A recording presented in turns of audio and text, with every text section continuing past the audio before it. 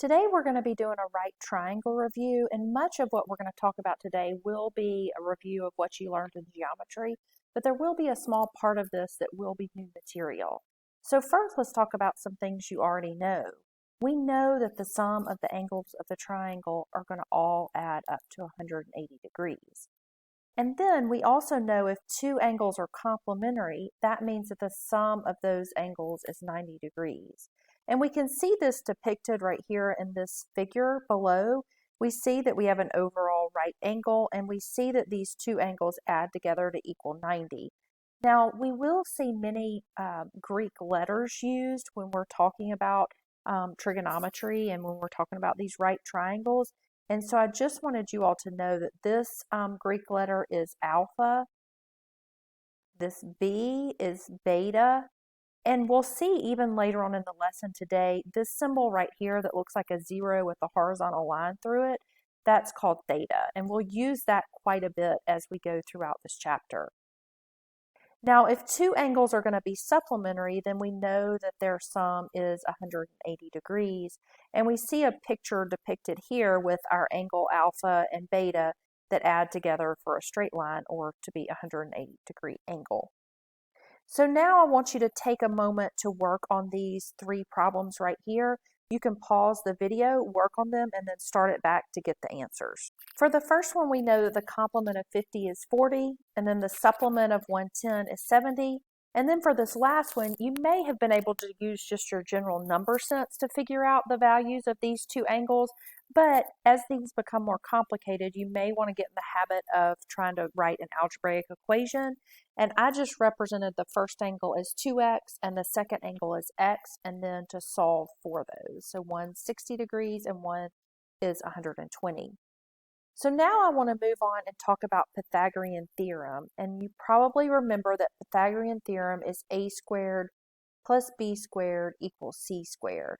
And this is only for right triangles. So this is only for right triangles. And we also know that A and B, so A and B are the legs of the triangle, and C is the hypotenuse in the Pythagorean theorem. So I want you all to take a minute and use Pythagorean theorem to solve for the missing side. So in this first one right here, our legs are what make up the right angle. And so we would add those together. So do x squared plus 15 squared equals 17 squared. And this is how we would solve for x squared. So 15 squared is 225. 17 squared is 289. So we end up getting x squared equals 64. So x is just going to be 8. Now, some of these may be Pythagorean triples that you may have learned last year, like a 3, 4, 5 triangle, and so on and so forth. So if you know those, if you memorized them, you can automatically use them to fill in the missing side. But if you don't remember that or don't know them, you will need to do Pythagorean theorem. So why don't you pause the video and then come back and check your answers. So now if you check your answers right here, for the second one you should have gotten x equals 10, then x equals 4 root 2 because you do have to simplify that radical, then x equals 12 and x equals 5. Now we did have some special right triangles. We had a 6, 8, 10, that's a Pythagorean triple. A 9, 12, 15 is also a Pythagorean triple, and 5, 12, 13. Those are just, Pythagorean triples are just common right triangles, common measures of all three sides that you could memorize. But again, if you don't know them, it's okay. You can just use Pythagorean theorem. So now let's move on and talk about special right triangles. So these are right triangles that we see fairly often, and we can actually learn and know what their sides are going to be. So here we have a 45, 45, 90 right triangle, and here we've got those two acute angles that are equal, and that also means that these sides are going to be equal. And let's say, for example, that each side is 1. If you remember from geometry, we take, those are called the legs, so if the legs are both 1, our hypotenuse is going to be the square root of 2 times the leg. So that's the general rule, that the hypotenuse is the square root of 2 times a leg. Doesn't matter which leg because they're both the same length. The other thing too, if I drew another triangle, let's say I drew another right triangle and I said that each side was x. If this was a 45, 45, 90. If each leg is x, then that would make our hypotenuse x times the square root of 2. Now, where it sometimes can get a little tricky is if you have something like this. Let's say that we know that it's a 45-degree angle right there, a 45, 45, 90 right triangle, but maybe they tell us that the hypotenuse is 8. So we're going in reverse. To find the legs, we've got to take 8 and we've got to divide it by the square root of 2. And you're going to have to rationalize your denominator, so you'll end up having 8 radical 2 over 2 or just 4 radical 2. So each of these legs is going to be 4 radical 2 there. So now let's talk about what happens in a 30, 60, 90 triangle. So in a 30, 60, 90 triangle, what we can assume here and what we can start with is that we have opposite that 30-degree angle is going to be our shorter side. And if we suppose that our shorter side is 1, then our that's the shorter leg. Our longer leg is going to be opposite that 60-degree angle, and it's going to be the square root of 3 times the shorter leg. And then we know the hypotenuse, which is just opposite our right angle, is going to be 2 times the shorter leg. So let's write those rules down. We know the hypotenuse is 2 times the shorter leg, and we know that the longer leg is the square root of 3 times the shorter leg. So now, just like we did before, I want to draw a little triangle and say what happens if we knew that this is a 30-degree angle, which makes this one 60. If I knew the shorter leg was x, then that's going to make the hypotenuse 2x, and the longer leg x times the square root of 3. Now again, if I looked at something a little bit more complicated, what if they told me I have a 30, 60, 90 triangle, but what if they told me what the longer leg is? Say they told me the longer leg is 6. So if I wanted to find the shorter leg from the longer leg, I'm going to have to take the longer leg and divide it by the square root of 3, but I can't leave it like that. I've got to rationalize it. So I end up getting 6 square root of 3 over 3, which is just going to reduce to 2 radical 3. And if my shorter leg is 2 radical 3, then we know here, remember our hypotenuse is just going to be twice the shorter leg. So my hypotenuse is going to end up being 4 radical 3. Okay, so what I want you all to do now, I want you to work on these next 5 problems, pause the video, and come back and check your answers.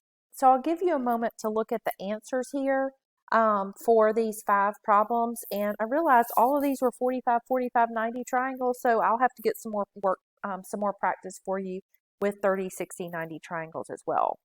So if you need to pause this and double check your work, go on and do that before we move on to trig ratios. So if you remember, in geometry, you learned sine, cosine, and tangent. And you learned this acronym here, SOHCAHTOA, to help you remember what each trig function represents. And we learned that SO stands for sine, the sine function. You're taking the sine of an angle, and it's just the ratio between the opposite side and the hypotenuse. And the cosine of that angle is going to be the ratio between the adjacent side and the hypotenuse. And then the tangent is going to be the ratio between the opposite and adjacent sides. So when we're talking about the opposite and adjacent, we're talking about that relative to an angle. So here is that symbol or Greek letter theta. And when we're talking about the side opposite, we're talking about from the perspective of that angle. So if we look across the triangle, there we've got our opposite leg. And then if we look just next to it, that's going to be our adjacent leg.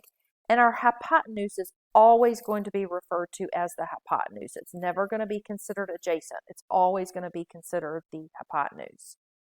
So we're going to build upon these three trig functions that you learned last year, and we're going to talk about the reciprocal trig functions of sine, cosine, and tangent. And the reciprocal trig functions are called cosecant, secant, and cotangent.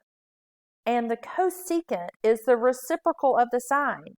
So the cosecant of your angle is just 1 over the sine of the angle. And your secant is just going to be 1 over your cosine. And then the cotangent is going to be 1 over the tangent. And I want you to notice that just like we had abbreviations for sine, cosine, and tangent, we also have abbreviations for cosecant. That's going to be CSC. And then the abbreviation for secant is just going to be SEC. And finally, the abbreviation for cotangent is just COT. Now, because these are reciprocals, we also could take this and just take our ratio of our sides and take the reciprocal of those. So remember, the cosecant is the reciprocal of the sine. So the cosecant is going to be the hypotenuse over the opposite. Remember, the sine is opposite over hypotenuse. So we just flipped them. And so the cosecant's hypotenuse over opposite. Our secant is going to be the hypotenuse over adjacent, which is just flip-flopping our numerator and denominator of our cosine. And last but not least, and I do have a mistake here, our cotangent is just going to be flip-flopping, or the reciprocal of the tangent. So it's going to be the adjacent over the opposite. My apologies for that mistake there.